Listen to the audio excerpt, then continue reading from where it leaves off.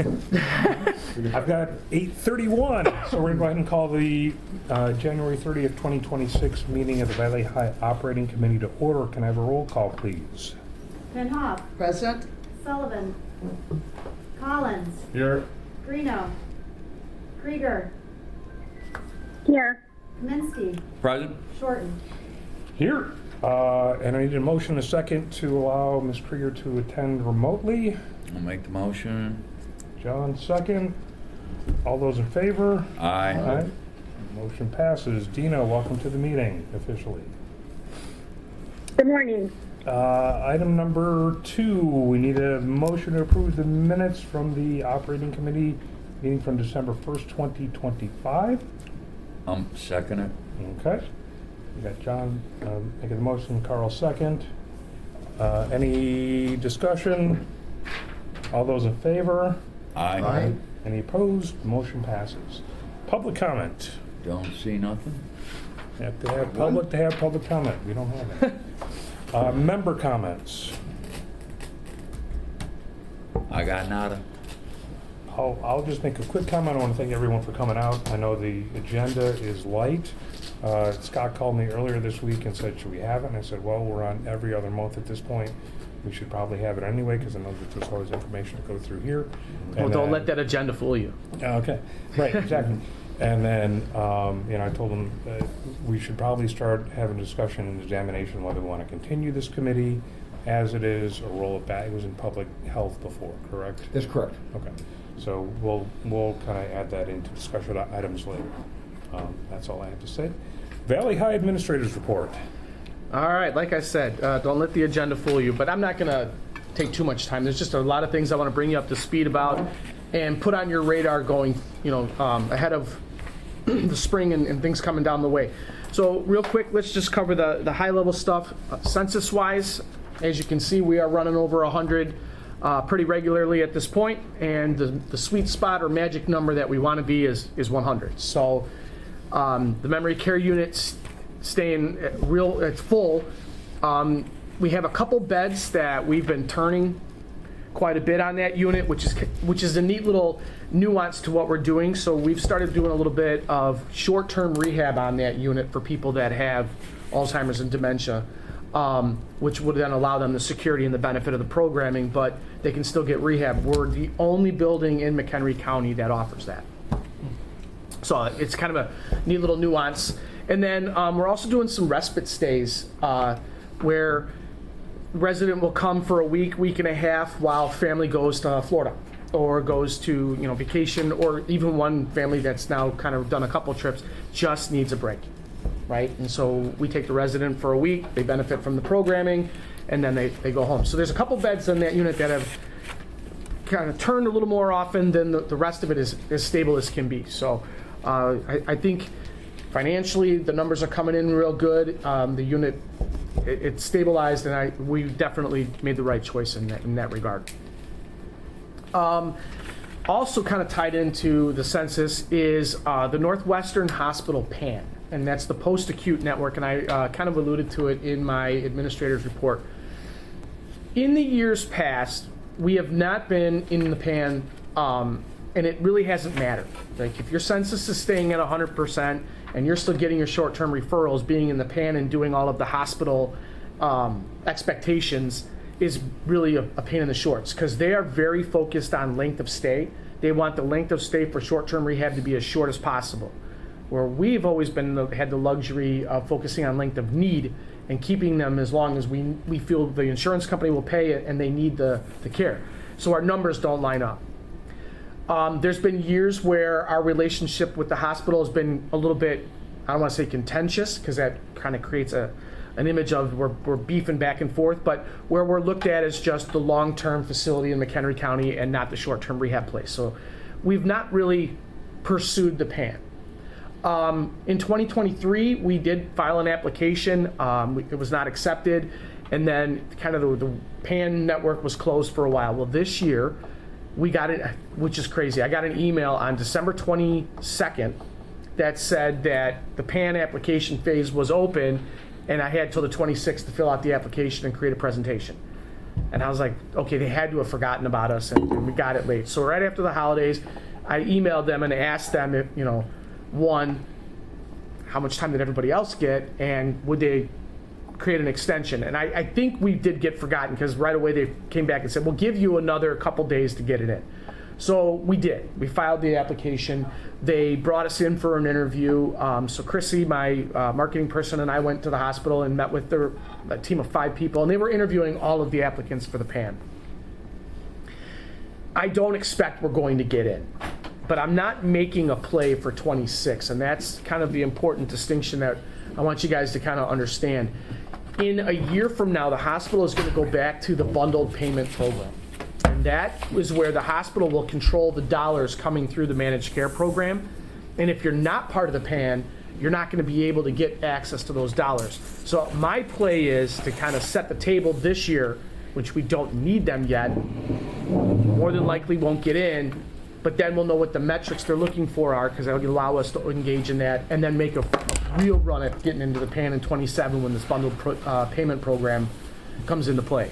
So just kind of letting you know what's going on in the community. But the one thing that we learned in doing this is we are the only certified memory care unit in McHenry County, and the only one doing short-term rehab. So that creates a little bit of a they need us moment. So we could end up getting into the PAN anyway.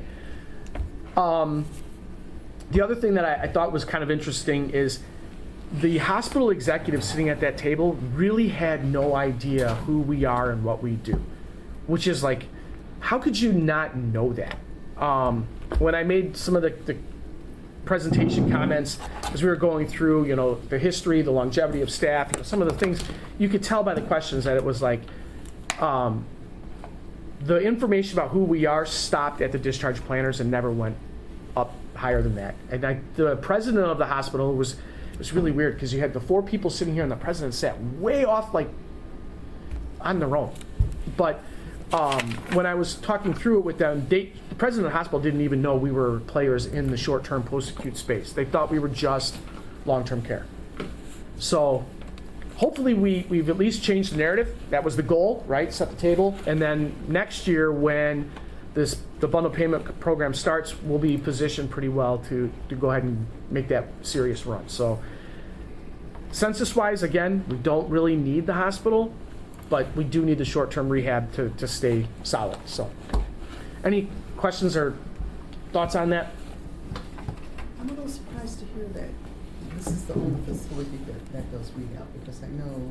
Sure, for certified dementia rehab, yeah. Okay. Oh, dementia, okay. Yeah. Oh, rehab, my God. Everybody's doing that. You've got to Ignite that's all they do. And that's, you see, for those of you that have been on this committee for a while, you'll remember when Ignite entered the space, that's when the game changed. Mm-hmm. Because they have a strong partnership with Northwestern all over the state. So everywhere there's a Northwestern hospital, there's an Ignite facility right by it. And the one here in McHenry County is like on the campus. So, Yeah, it's a nice facility. yeah, it is. Otherwise, we're doing fine. There's no need for alarm on this one. It's just more put it on your radar and be aware of this is what we're doing.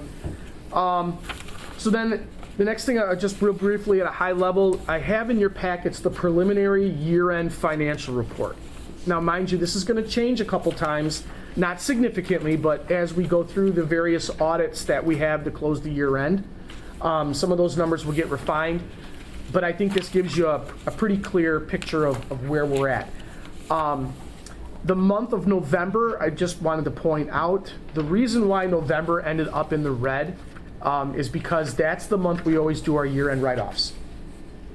Some of the write-offs that we do get kind of come back to us through Medicare dollars. Some of the write-offs we do, it's uncollectible debt, that co-insurances that families don't pay, or we get to where there's a discrepancy between the date that the state of Illinois says the Medicaid should be effective and when the family's funds really run out. And so there's a month or two that gets written off. We always do that in November. And so that's the number that's reflected in there, and that's why we didn't finish that month in the black. I do think going forward in 26, you should expect to see very close to break even, if not in the black every single month now that we've got the memory care unit online. So, any questions about that preliminary report? Just celebration. What's that? Just celebration. So I mentioned to Chair Shorten earlier this morning, the last thing on the financial piece, not next month, but the next meeting, the treasurer would like to come and do a quick presentation, talk about our investment strategy, and kind of present a question to you guys about the cash on hand. So we've kind of established as this board a certain duration of time that we wanted to have on hand. That was, during the memory care unit project where there was more cash going out. We might want to relook at what that number looks like given the amount of money coming in each month and what we can do with those dollars from an investment standpoint. So Donna would like to come in and lead this group through at least a early discussion with that, and then we can kind of go from there what the committee wants to do. So kind of more to come with the investment portfolio piece. You want to add to that? Nope. Since you're involved in it? Nope. Okay. No, I think it'll be an interesting discussion. She's really excited to present her strategies, what she's been doing for Valley High, and kind of getting more money invested. Question, since Yep. the returns are so great in the market right now, we've already got it invested. I mean, she's already taken action. Oh yeah, we are very invested. Yes, and so is she going to present, I mean, not to jump the gun, but a more aggressive stance?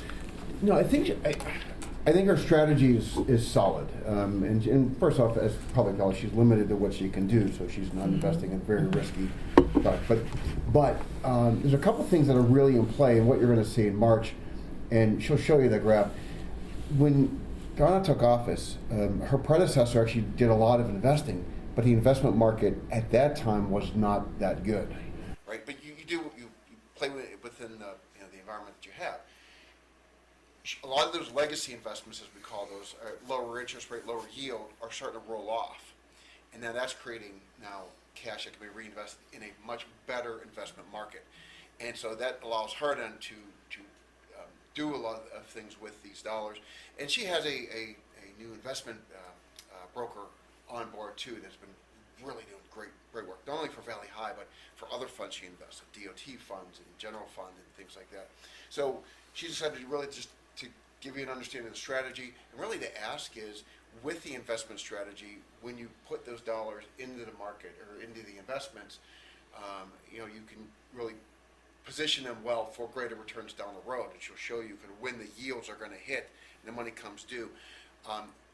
The ask is going to be, we're going from a 3-month cash reserve to consideration to something less than 3 months to allow her to invest even more money. So that's really what we're looking for.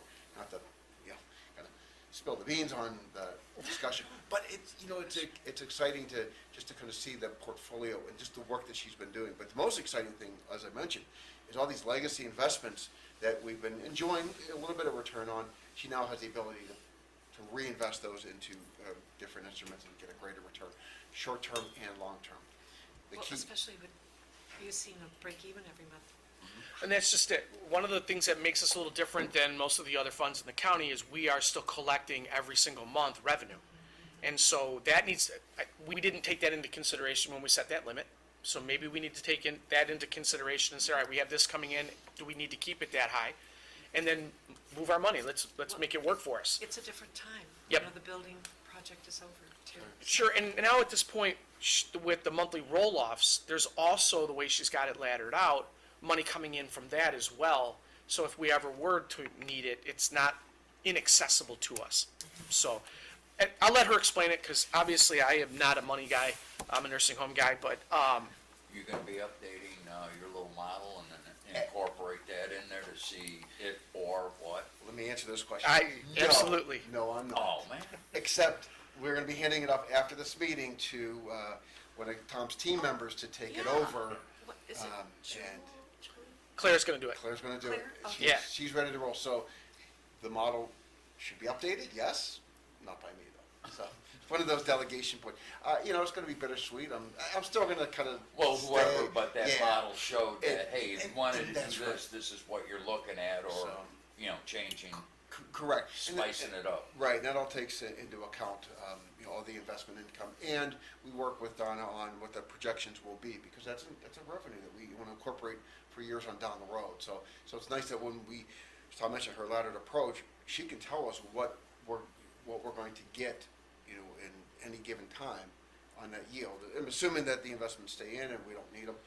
The nice thing is, we work regularly at the request of the committee. When we presented this to you, you said, okay, that's fine, but we want the three of us, Donna, Tom, and I, to meet quarterly and really talk about the strategy and make sure that we are well positioned in the event something is coming down the pipe, such as a capital project or potentially an unexpected expense that may come down. We can tell Donna, time out on reinvesting this money, we're going to need it, and that way we're not going to run into some challenges. So that communication is critical to this, but I think really well into a year we've been, in fact, I think even longer than that. It's got to be more than that. Well, your a couple model years. was real helpful in getting the memory care unit. That's right. So we're excited to show it, and you might have a few more bells and whistles when a new set of eyes takes it over. Claire's sitting back there waiting. She wants this meeting to end. Oh, good. Are you going to put it in a cloud drive, so once in a while you can pop in and just take a look at it? Probably should. That's a good idea. Or maybe in a share drive. So, yeah. Do we have any copyright or protection on our intellectual property for the county? Well, if somebody were to FOIA it, there is an exception under FOIA that I would use, really to that point. Thank you, because it does have value, I've told you that. I know. Yeah. Well, You should get a software developer to put that together and market it. Seriously. To other If we counties. could monetize it, Across 102 in our state, and how many across the nation, it would be great, really. So- There's your retirement plan. right? Well, for the county, retired tax levies, And a lifetime that we don't have to pay for software licensing. a statue, we'll give them a plaque forever. Gold stamp. So, big cardboard. Yeah. But you're right, and we have talked about that. It is a unique tool, and I think there is some applicability. And it's interesting, as I was transitioning, I'm sorry to burden the meeting, but as I was transitioning from my previous office to the current office during the county administrator transition, I was going through files, and actually I found the original rudimentary graph that was kind of what started this whole model, and it was intended to solve a simple question of how much cash do we have, how much do we need, and what's that unfunded unrestricted reserve balance that we had. And it's kind of neat that that's what started it all. So, with that, sorry for the long answer, but we're excited. It's going to be fun. All right.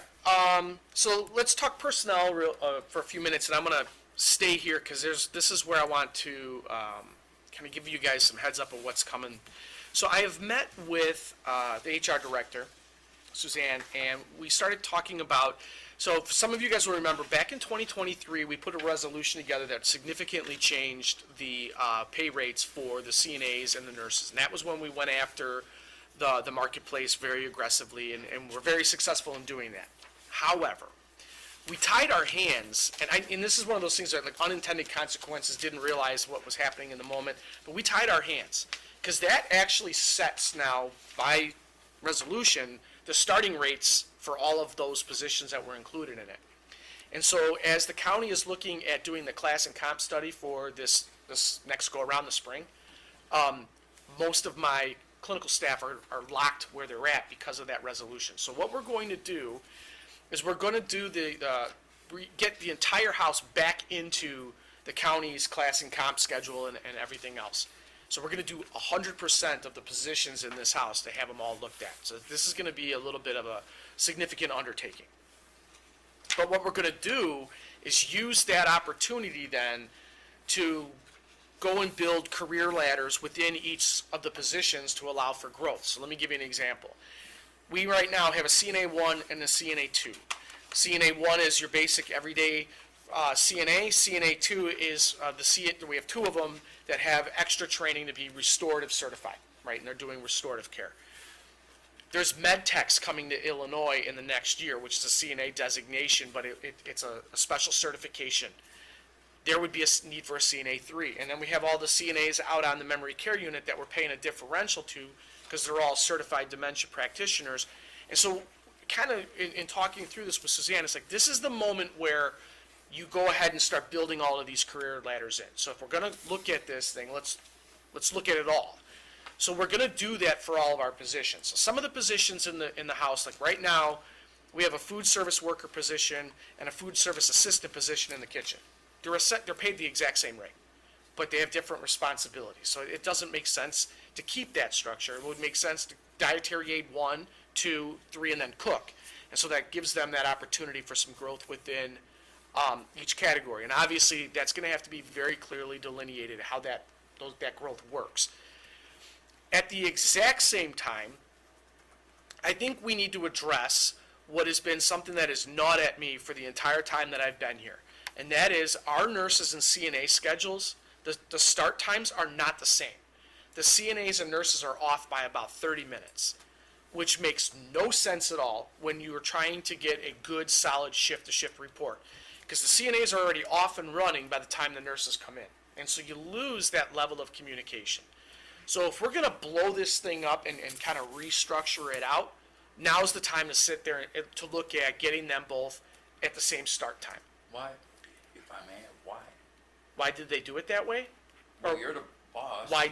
And why can't you say, hey, you're both starting at 8 and you both go to the here? Because it's the 7 deadly words that we've always lived by, right? We've always done it that way, and there was never a reason to, it's just like one of those Tom things. That seems like an easy fix. Well, it's going to be. We're doing it all at the same time. Okay. The other things that we've got to start preparing for is our MDS coordinator is going to retire at the end of this year. For me personally, this is like terrifying because the MDS coordinator is one of the most important positions in your building. She keeps you out of jail, meaning we're only billing for what we deserve to be billed for, and she keeps the money rolling in because the MDS is what generates revenue. I've had the same MDS coordinator for 20 years. She came with me when I came here. It was the only employee I brought with me. So I've not been in the market for an MDS coordinator in a long, long time. There's a new model that's been used for years, which is to do your MDSs and care plans off-site, to have somebody that does it, that it doesn't get sucked into day-to-day routines, things that are going on the floor, resident care, if something comes up, all of that kind of case. I am looking at all of the different options as we kind of go forward with this, knowing that in December, Beth retires. I think we're going to keep it in-house, but I think with all the other stuff going on, we might change the way that position is looked at, which would then kind of change the way we do care plan meetings, which is the meetings that are quarterly with families. Normally, the MDS coordinator coordinates those meetings. So you're expecting them to do all the coding, all of the documentation, and run meetings that are happening all the time. I think we move it to social services, which would require us to bring on another psychosocial aide. But I think that what that will give us is better meetings with families to enhance the communication because we can spread it out over the week versus it only being available for one day. Because one of our complaints that we get from families is that those care plan meetings are 15 minutes and they need more time. And the only reason they're 15 minutes is because in order to get them all in, that's all we have available. It creates an enormous amount of stress on the care plan team because the first meeting is never 15 minutes. So now your schedule's off through the entire day and it just gets worse and worse and worse and worse. Because how do you tell a family, your 15 minutes are up, I need you to leave, right? So the new design will spread that out, give them more time, take that pressure off the MDS coordinator. So we're going to do a lot of this stuff all in one giant swoop, and it's going to be coming this spring. So kind of just expect some changes to the org chart. This is all going to be different. It's all going to be different. Okay. Well, it's going to be the same, but it's going to be more complex. And then the last, let's see, did I get them all? Schedules, report, text. Yep. The last thing is we are also considering doing some work with countywide HR where they're going to have some office hours here at Valley High, which is not something we've ever done in the past. Just given the way the changes in the workforce and some of the complexities with FMLA, ADA, and all the other things that go on, it might make sense to have it, office hours where they can come in, employees can go and see HR, because for some, it is kind of a little bit of a barrier to have to go all the way across town to talk with HR. So that's another potential change that's kind of coming down the pike in the future here. What cost is that gonna have at, yours or theirs for them to come here and the work productivity lost by travel? You know what? I don't think we're looking at it from a loss of any cost. If they start their day here rather than start over there, you're not losing any commute time, so to speak. And if they're already working on Valley High matters, but from afar and trying to communicate with our staff via phone and email, if they're here, we're probably saving time. Okay. So this was not my idea, it was Suzanne's idea. She threw it out and said, hey, what do you think? And after giving it some thought, talking through with my team, it's a good idea. And I think it does kind of open up some of the communication too. So, So now, Tom, if someone wants to go on FMLA, they have to go into the administration well, building and do it's the all done paperwork? online, but Okay. you got to call over there and you got to, connect. If there's an opportunity, just walk down and, your 5 minutes that you have free on the floor and you can see somebody, that does help the communication piece. It does help. Sometimes you need the face-to-face. That's what I'm saying. So that's what that would do. Yeah, and you know what? It also gives them an avenue to complain about us. Let's be real. Not everybody's happy with. They can do that if they want to anyway, but Right, makes but it easier. you get comments at times where staff will say, "Well, I wanted to go to HR, but there was nowhere to go to." Well, let's open that door. I think that's a good move because it gives them that outlet, just, That's what we're thinking. they have questions right down the hall. Yeah. When you look at all the positions here in the jobs, if you've had conversations with Suzanne about keeping those jobs separate from the other classifications, or is the thought trying to fit them in and match them up within the classifications that exist already? So, I'm thinking of public health. They have RNAs and things like that. So, but is this going to be a separate silo within that? No, the problem is it's in a separate silo, and we need to get it back into alignment with the rest of the county. But it's not going to necessarily say, okay, well, if a CNA at the health department's making X, Valley High CNAs are going to make the same. So there will be some diversification, Okay. but we have to get back into the same class and count schedule as the rest of the county. Because I thought Suzanne had said last month that one of the things when they start this process again, one of the things they're going to try and do is right now they're trying to fit certain things in a certain job. Oh, I know what you're at. And they're going to try and separate that out more, so that they're not trying to take, I'm just making something up, like this job and this job, they're kind of the same, so they're both a group two. I just want to kind of make sure that, that may not necessarily be, that we take that into account as we're going through this process. I think one of the strategies is to look at, in essence, a third of the positions in the county each year. So Right. within a given 3-year period, you would have touched all the positions. And the intent would do two things. Number one, it would help reduce that amount of burden of reviewing positions on a class of comp study because you're taking smaller chunks on a regular basis. But also, two, as a county board, you were seeing reclassifications come to you every month repeatedly, and that was generating some consternation and fatigue about why we always look at it. And the intent is, within a 3-year time span, a job should not fundamentally change, or within any given 3-year time span, it shouldn't fundamentally change, and that should help reduce the amount of reclasses that come through, except for reorganization and changing out the fundamental duties of a position, or if there's new mandates or new responsibilities. All those aside, just the general course of business, I think that was really the intent is to look at. And then also, too, when you're evaluating these positions, to really kind of do almost a true up. I think, as you're saying, what are they doing and where do they fit within the organizational structure? And I think that should help over, on an ongoing basis and a deliberative every year, looking at a third of the position. I think should help keep everything on an even keel, if you will. And I don't know if that answered the question or not. It does, to a certain degree. I know what you're talking about. There is a new track that she is working on creating, which is for professional positions. So Yes. Valley High's professional positions would get lumped into that new tier, just like the rest of the positions in the Okay, county. okay. As soon as you said new tier, I knew exactly what you Okay, were thank you. talking about. And- Yeah, Yeah, that's exactly what I was thinking about. Yeah. Appreciate that, thank you. no problem. Good. And I want to just go back to the HR component. And I appreciate Tom and Valley High really looking at how they can provide better services to their employees with HR.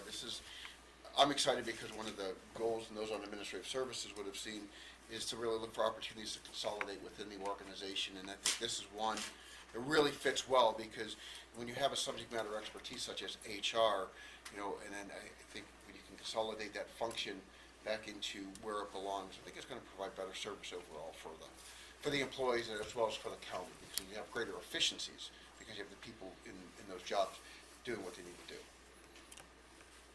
All right, last thing on personnel and putting it on your radar, and actually I'm taking your temperature a little bit as I throw this out at you. This is that, in the packet, the company Nectar. And so let me explain to you what Nectar is, and I'm not saying that this is the company we need to go with, but I want using it more as a conceptual idea. So one of the things that we have done for years is we've relied on family donation money and then staff, buying swag and stuff to fund employee recognition. And so we really need to move away from that, and for two reasons. One, we need to modernize our employee recognition program, but two, donation money is not coming in like it used to. And I don't think that's a Valley High issue. I just think that's just become the new norm. And so as we're looking at all this employee stuff and we're building out our employee engagement, that position that James is in, we've started looking at ways to enhance the recognition program. And we quickly found out that we are really far behind the times with not having an app-based digital recognition program where staff can recognize people on the app and see it in real time, and it kind of runs itself. But there's things within this that we want to be able to leverage, like employee engagement surveys, right through the app, so that they're getting it on their phones, they're getting credit for taking those things when we go and do them. Employee communications, so that you know where it's going to. But there's some other little nuances to this that I think we're kind of missing the boat on, which is the only thing we offer through employee engagement right now is the swag. Well, a lot of the jobs now, if you get points, there's, you can get an Amazon gift card, just different things that are plugged into that. The younger Gen Zs, millennials, they're really looking for this technology-based employment experience. So we started going through a whole bunch of different companies about what that would look like. We settled in with Nectar a little bit. It's one of the ones that we really like the most. But what it would allow us to do then is to, like, if you go to your in-service training for the month, we can give you, points towards that, and it goes into the system. So you can incentivize the behaviors that you want that we're not able to do right now. If you stay current with training, we can throw something in there and incentivize that. And they can take those credit points and use that for something. One of the issues with this is we would have to fund it. It's not a big number. It's not something that, people are going to say, oh my God, but we have to fund it. It is something that has been a little bit of a bone of contention in the past, which is creating funding for employee-based, using taxpayer dollars for employee-based stuff.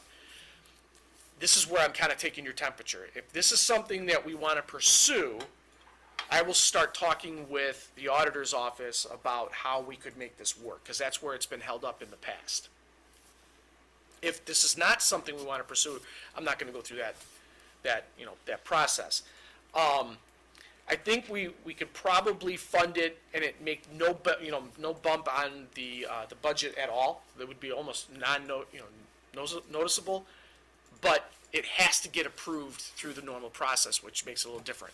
The only thing that makes us different than the other departments is we are not collecting a tax levy at the moment. So we can make the argument that these are the monies that we have generated, but I really would like to get your feel on, is this something that is of interest, something we should pursue? What are your thoughts? From employee engagement and retention, that cost versus the projected expenditures, for it, Do you have any idea on that? Yeah, if I save one CNA a year, it pays for itself. Done. Again, to me, this feels no-brainer, but there has been some resistance to using county money to pay for this type of, that's why it's always come out of donation money. Uh-huh. So if I'm going to put together a proposal that's going to basically fund it, I want to make sure everybody's comfortable with that idea. That's kind of where we're at. Can I explain how we're going to cover the cost? Absolutely. Can I break it all down on how we save money from what we're paying for doing our employee engagement surveys through SurveyMonkey? Yep, that can all get in, but there's this one piece that we have to be comfortable with. Why not, instead of a full-blown, all your time digging up the info to present, just an overview, A, do this, B, this what happened, A, we do this, B, what happened, just a simple, to give some numbers but not to take your efforts and time away, but just a overview maybe is what I'm looking at. Okay, and I'm willing to do that if we're willing to take the conversation down that road. If it, Yeah. not a whole lot of time, but hey, okay, this does warrant, or maybe not. I think that would be a good idea, to give us a broad idea of what Okay. it would look like. It could cost this, and for cost justification, like you said, if you can save one employee a year and put that in with the onboarding and training costs that you would have to do, show us how it would, pay for itself, Okay. or even, put you in a better spot financially. Are you aware of any like facilities that have programs like this? The private sector is loaded with it. Right. And that's what we're competing against, and that makes us unique from other county departments, right? We're the only, maybe not the only one, because I get police departments, but we're the only department that actually competes with the private sector directly for staff. I would agree, if you're gonna save one CNA and that pays for it, it makes all the sense in the world. I think secondly that we're not using taxpayer dollars to run this, removes that argument off the table. I think the fact that with the memory care unit, you should be showing break even or net positive in 2026 is another thing in the right direction. And then potentially we talked about earlier with the interest money being made, that money is somewhat freer, if you will. Yeah. That could help fund that program as well. So I would definitely like to see a broad, Which is, as yeah. Carl said, but I would definitely Cool. for something like this. So I agree with the presentation. From a time frame perspective as to when you would intend on moving forward with this, right now we're in meetings every other month. Oh, we're okay. Okay. To me, if we do this rolls out the same time we do the other stuff. Okay. So it's kind of like, okay, we're going to make these changes, and for some of you guys, it's going to upset your norm. Right. But in return, we're going to do this for you as well. So, okay, so for next meeting, then I will have that on the agenda as a presentation. December. Cool. I appreciate that. All right, I'll breeze through the. Is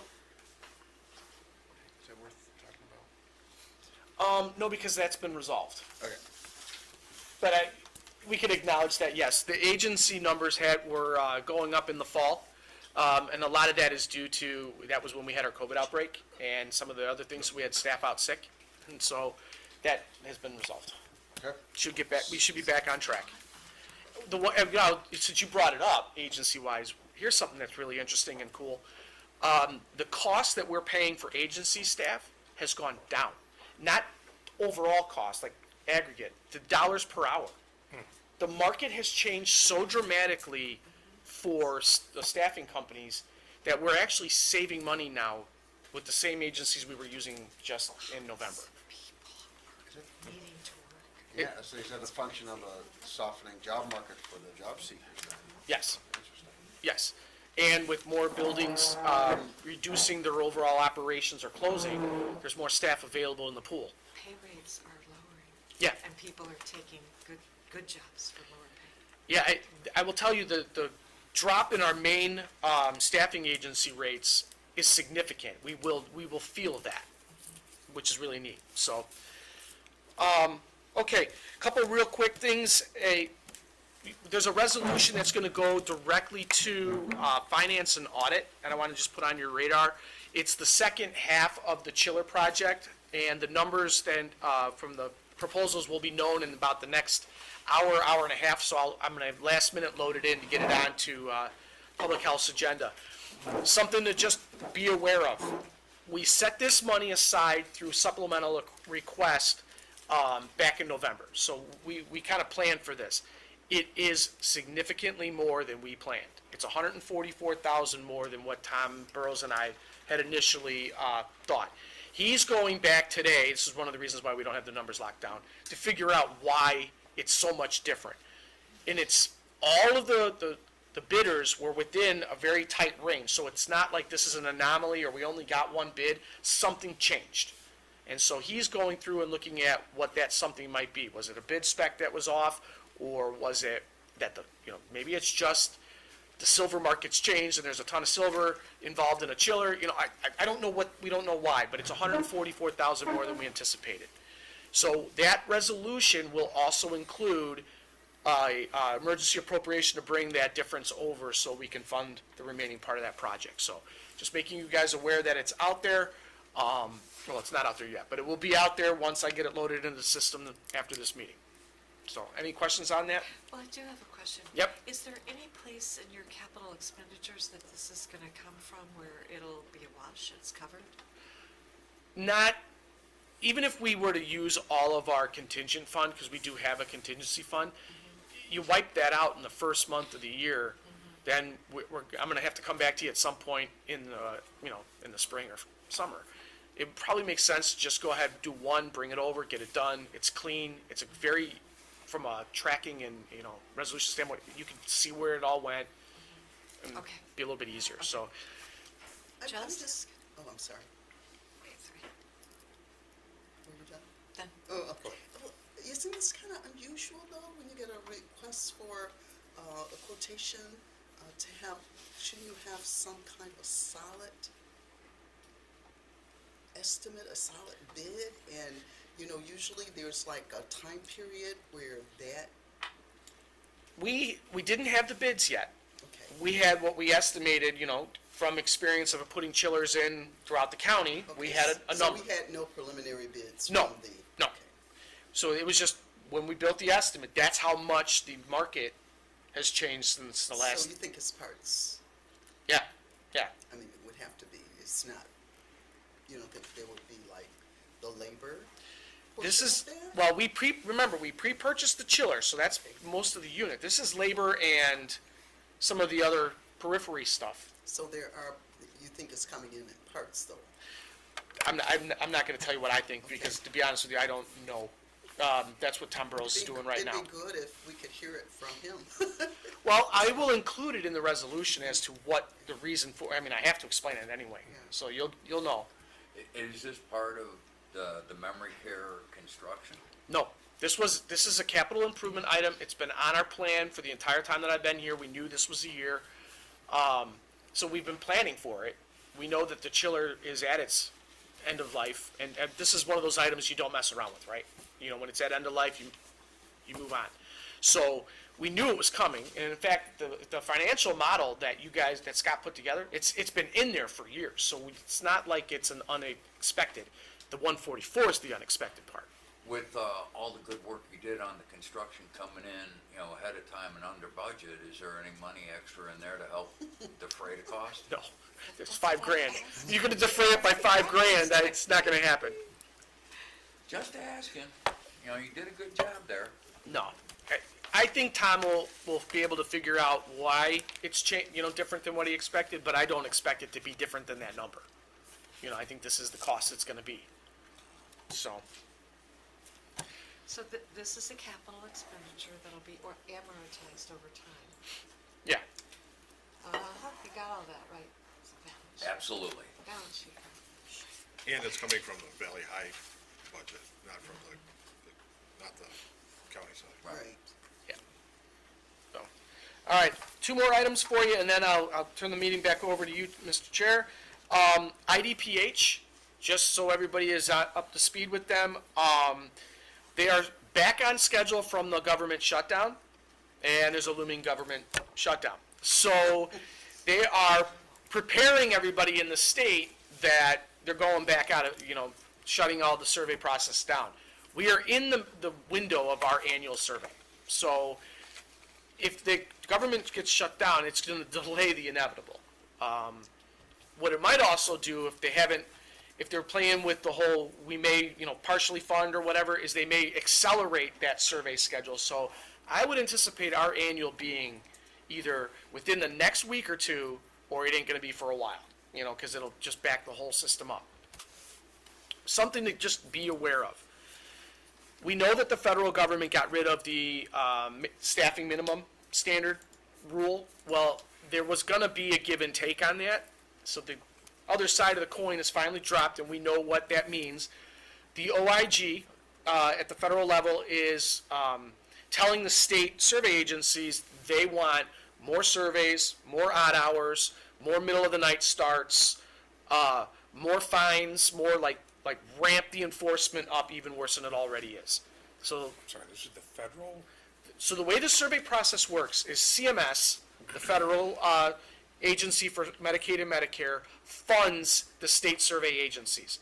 So this Illinois Department of Public Health surveyors, their funding comes from the federal government. So the federal government then tells them how they will survey the facilities, and it usually comes out in like a QSO manual or memo that is given to all the state agencies, and that's where nursing homes, if you pay attention, can pick up what's going on. The other change, which is, I'm going to wait before I go into full-blown panic, but Gloria will be able to appreciate this. Fines in the past started at the G scope and severity level. They want to move it to F, which is just about damn near everything. Oh my goodness. So there's a little bit of panic in the long-term care world right now as to what that all means. Let the dust settle and let the lobby groups kind of get in that and try to ramp that back. But I have a feeling that late 26 and early 27 is going to be a survey nightmare. So we've implemented an 8-week rotation of survey readiness that just rolls, and each week there's activities that are going to get done. Our thought process is instead of it making a survey prep thing, it's going to become part of our normal everyday routine. So we're just going to have to be even more on our toes than we ever have been in the past. So, all right, so that's IDPH. And then the last thing is just a real quick high-level explanation of that big, thick document that I put in your packet, the facility assessment. So what is it and why is it? And then I'll let you guys ask questions and whatnot. But the facility assessment is a document that I have to prepare every year. It's a public health requirement. It is supposed to be used to basically make every decision that goes on in the building, because it includes what are your residents' profiles, what is your staffing, what's happening, admissions, discharges, what days of the week, when, and how you schedule your staff. For you guys, there's nothing you need to do with this document, but I thought having it would at least give you really a good, solid understanding of what we're doing here at Valley High. Who's coming in, how many people are coming in, what is it historically, what has the trending been over the last, number of years. So I'm giving it to you as FYI. I call it good reading. You guys could probably call it bedtime, need to fall asleep material. But it just gives you, if you ever were to get asked questions about Valley High, it's a great starting point because it'll really give you an understanding of what's going on here from one year to the next. When we do, no worries, no worries. See you next time. Okay. But when we do this, like we talked about the overhaul of the staff, it would automatically kick in me having to go in and make all of the appropriate adjustments to this document to reflect those changes. So this is an FYI document for you guys. Like I said, there's nothing you need to do with it except if you want to get a better understanding of what goes on from a more day-to-day type standpoint and who's who. So that's my report. I'll take any questions anyone has. If not, I'll sit back and be quiet. Nah. Can I ask a question? Not in the report, but Yeah. something else in your report. Yeah. You were kind of talking about this earlier about the vehicle you may have to purchase. Well, you're going to have to replace the vehicle. We know that, but you're looking at potentially a wheelchair accessible transport. Yep. So 2 questions. One, would that require any special licensing of the person driving that vehicle? No. No, okay. My second question is, you mentioned that if you transport somebody, there's no way for you to get reimbursed. Did I hear that right? No way that we could get reimbursed from the primary payers, Medicaid, Medicare, because we would not be licensed as a transport company. Now, you could bill onto your families privately, but what are you going to bill a Medicaid resident that you're transporting when they don't really have funds to begin with? That's the whole reason why they're on Medicaid. Right. So it becomes a facility service.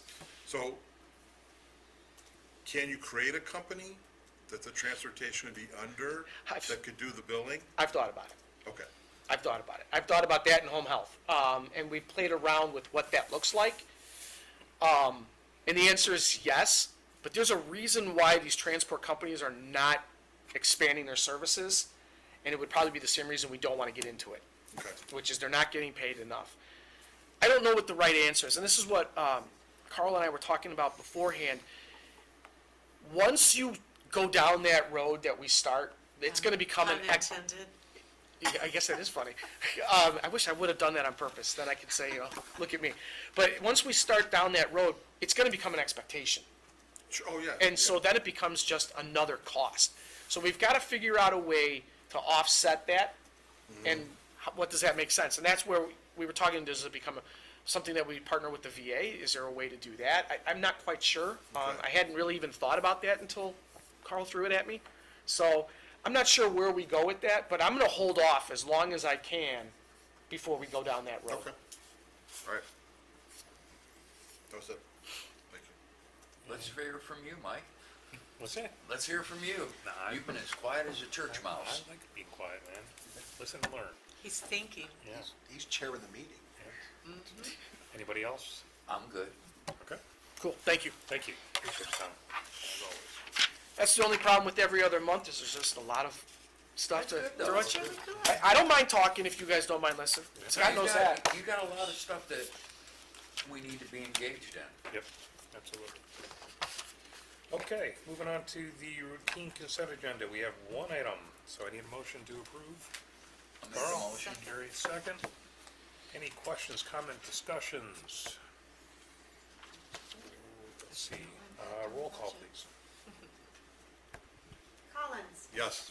Krieger, Greeno, Yes. Kaminsky, Yes. Shorten. Yes.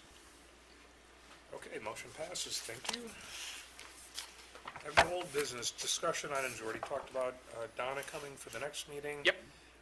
And then I wanted to include a discussion about again, we're meeting every other month, and when I talked to Scott earlier this week, he said, do we need to have only one item on it? And I said, well, I think we need to as a committee, but I wanted to have a little bit of a discussion about, do we need to or want to continue with the operating committee being its own standalone committee, or move back towards public health? And Scott, do you want to give a little bit of background of how this committee came to be? Because Sure.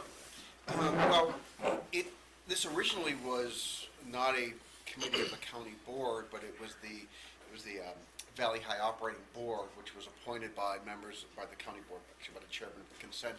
And the intent was to have subject matter expertise sitting at this table that really know long care and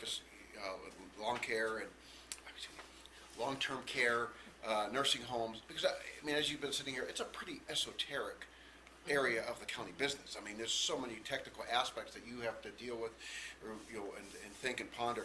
So originally, it was just subject matter experts that knew long-term nursing care, and they would be a recommending body to the county board. So There were 2 county board members on it. Otherwise, it was 5 people from the community and 2 county board members. thank you. That's correct. So, and Interesting. yeah, and then they would hear it, and then it would surely make recommendations to the county board on all the action that the county board was being asked to take. So they could vet it, they could do it, they could hear Tom's reports. And then we hit about 2018, and we had a lot of attrition on the board for a variety of different reasons. Actually, mostly, I mean, key members had passed, is really what had happened. And there wasn't really much in the community of interest to get back onto that board. So the board pretty much fell away. It became defunct, right? We did not even have membership to meet. In the absence of a Valley High operating committee or operating board, Tom then was reporting to, I believe it was public health Public health. at that time. Because you needed somebody to initially vet all these resolutions going forward. They go to one committee and then they go to finance. And so that kind of was our MO for a few years. And then during a reorganization in the board rules, there was a discussion of saying, okay, well, do we need to have this as a separate operating board? And actually the debate was, do we really empower the operating board like the Board of Health? Give it some specific authorities to make decisions and policy considerations without having the county board. So that was a debate, and the thought was, no, we're gonna retire the Valley High operating board, which I'm gonna point out the original intent of that board. Not only was to hear everything, was to find a path to financial sustainability, and that was one of their goals. And by 2018, we did that. I mean, we were no longer tax levy funded. We checked that box. And then they would just be a recommended body. So really, kind of their function could have changed in that time.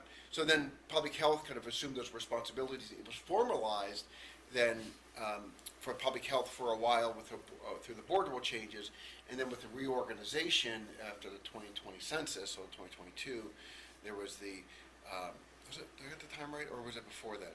I'm sorry. You're right at 1920, somewhere in there. Because the memory care unit was going to be built, the county board recognized that there needs to be focused attention on that project. But for that project, we need to have this, we got to have this focused attention.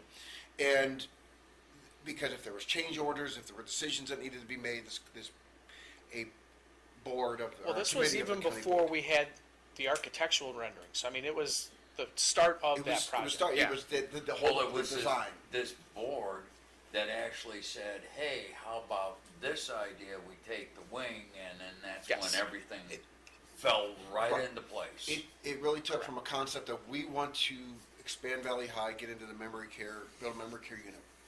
Conceptually, what does that look like? And that committee, the Valley High, this committee then, was instrumental in really driving that project, making the decisions, if there was change orders, everything that went into that. That brings us to today. The memory care unit, the construction is all but done. I mean, I don't It's even know. done. We're this far from closeout. So that key function of this committee has now sunsetted. But there's still, you can hear with Tom's report. He gives a very detailed and thorough report. There's a lot of information. The resolutions, come before this committee.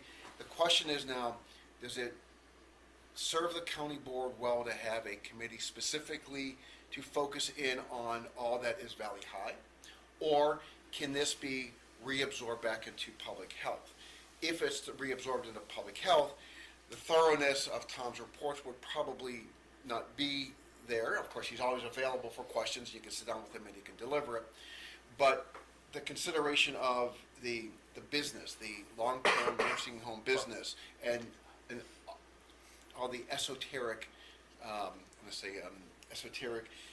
qualities of that business, is the county board now equipped to understand that?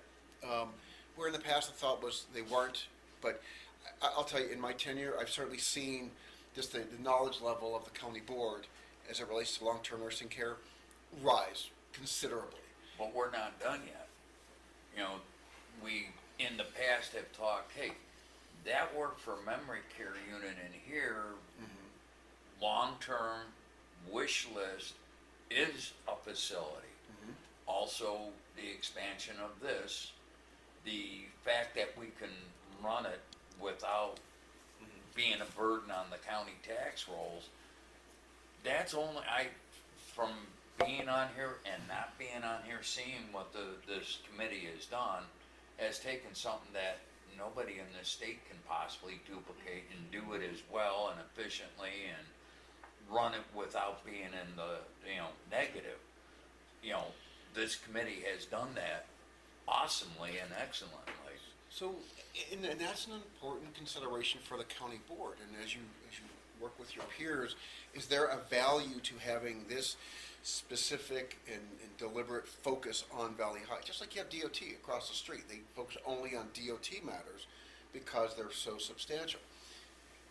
I think that's going to be up to you as a county board, and it's really going to manifest itself with the administrative services as Minister of Services looks at the board rules, which are gonna start next week.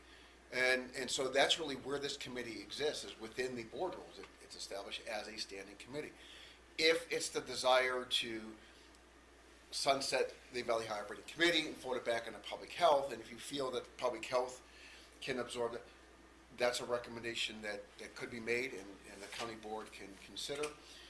If you feel that because of the nature of what you talk about, the fact that, it's not just memory care that you're talking about a lot of specific functions, and including one important note, when we deal with personnel issues, this committee actually has full oversight on the personnel as it relates to Valley High, whereas all of the other offices go to administrative services. And that was a specific carve out just because of the specialization of Tom's team, the nurses, the CNAs, and everything that he needs to do. So it's really compartmentalized into this committee as well.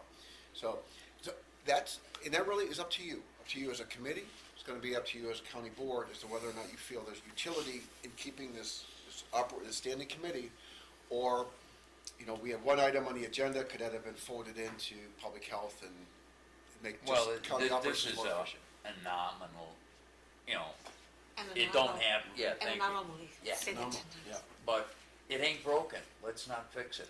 Well, I'd like to have a discussion. So I think as Chair Shorten was suggesting, we'll put it on as an item, but that's how we got from point A to point B. Like I said, from an operating board, question on, do you empower that board and give them more authority, or fold it into the county board?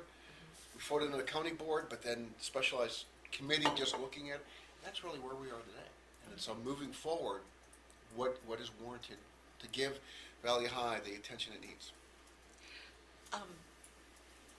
So I don't know how many people who are involved in this had the opportunity to ever be employed in a nursing home. And one of my delightful areas of life that really makes you focus on what you want to do for a living. And this was not my area, gifted area by any means, but it did, let me know a bit. But, and I've been giving a lot of thought these last few months to the efficiency of the county, because people will, constituents will say, oh my gosh, you're just raking in our tax dollars, being paid for doing this job. How much do you make? $21,000 a year.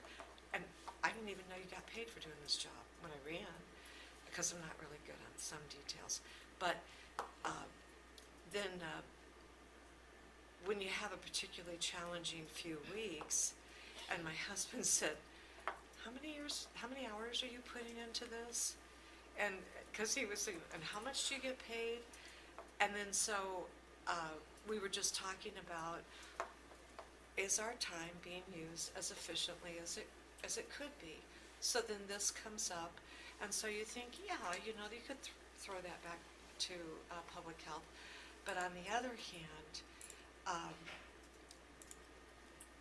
I was talking on the way here to my BFF in Texas, who, by the way, they don't have ice scrapers in Texas, and they're trying to clean a car off with a fork. It was, I said, take it, make it an AI video. That's a video you need. Yeah, I know. But I was telling her where I was going, and I described to her, tax-free, this thing, a jewel, so well run, and you, how well you run it, and your just commitment. And she said, that's not true. And I was like, no, it really is. It really is something that's provided in our county, because she thinks I'm crazy. Why are you doing this? Serving. And so my question really, Tom, is, do we provide a service to you? As you go through this, I am amazed at your reports and the job that you do, your thoroughness, how well you run this. I have had some exposure Indiana University's MHA program, and worked a couple of years in, where you get those jobs, in college, trying to work your way through. So I had some exposure with some of the programs and different types of organizations around the state, and just how well you do your job, and the way that you go through these different reports. The idea that Suzanne had of having HR, you know, and I'm just very, very impressed with the level of quality of the people who work for our county. And I'm telling you, you know, I always say all the time, people are not doing this for the money. It's just their standards and their skill set and their intellectual capacity. We're just so blessed. So then it goes back to, we're so fortunate to have you, but are we providing a service to you when we come here, you know, for the meetings? I like the idea of every other month. You know, it's not terribly, you know, it's not a huge burden on our time, and yet it gives us a chance to look things over, see if anything, you know, comes up. I mean, like the chiller, you know. And looking ahead at these models, I love the idea that Donna is just working like crazy to get everything that she can self-sustaining.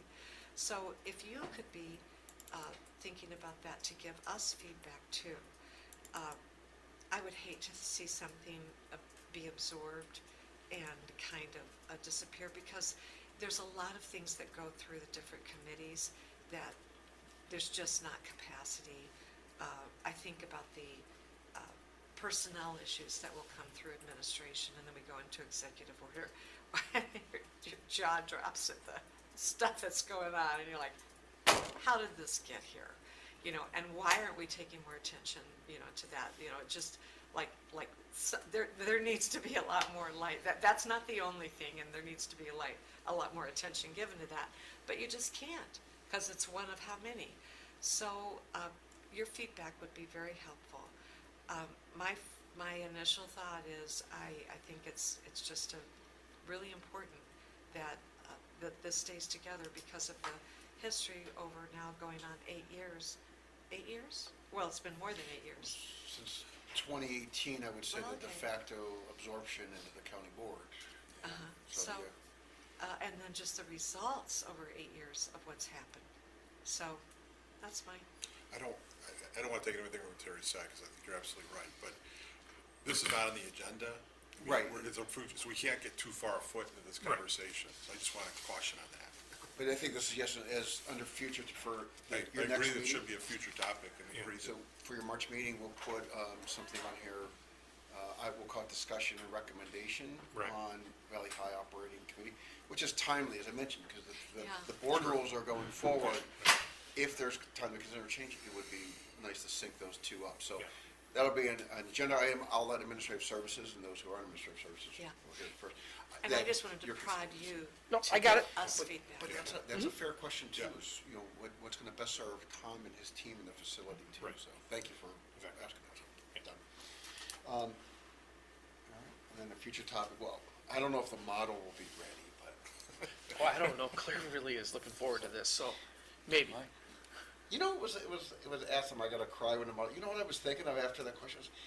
It's like when you send a child off to college, right? Oh, You yeah. raise it up, and now it's, you know, it's going to that next level, so that's kind of really what's running through my mind with the I model. understand. Not to use a metaphor, but I make a teach.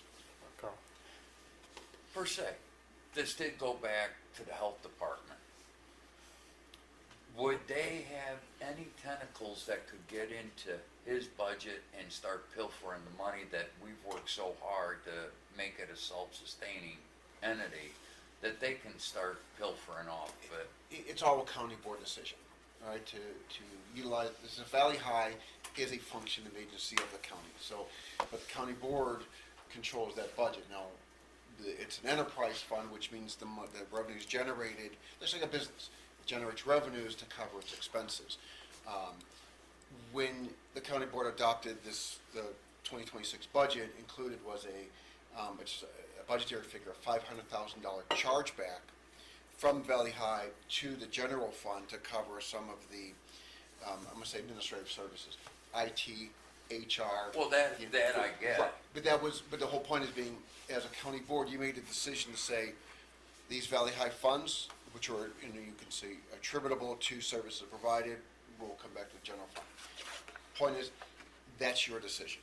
As a county board, as a Right, county but board as a that's whole. piddly the stuff, committee- but this being under the the- health department, Well, and they're it's- saying, actually, hey, I it's- got this money. No. To be clear, only under Public Health and Community Services Committee. Health Department's still they're not gonna have any crossover into Valley High. Those remain separate, agencies of the county. So, yeah, only the reporting committee is what we're talking about changing. So, but, no, I understand the question now. Yeah. So we'll have a broader discussion on that. March. Thank you. Is it? Any other future topics anyone desires? I think he nailed it. right It's like the there. first or second of April, the way the calendar falls, but yeah, it's the March meeting. It just, Hallmark. oh, that's right. I think you're right. I think it's on a Monday because of the Friday being Good Friday. Ah, okay. All right, cool. I don't think we have anything for executive session, so at this point, I just need a motion to adjourn. Carl, Terry, all those in favor, say aye. Aye. I Opposed, meeting is adjourned. Thank you. Thank you.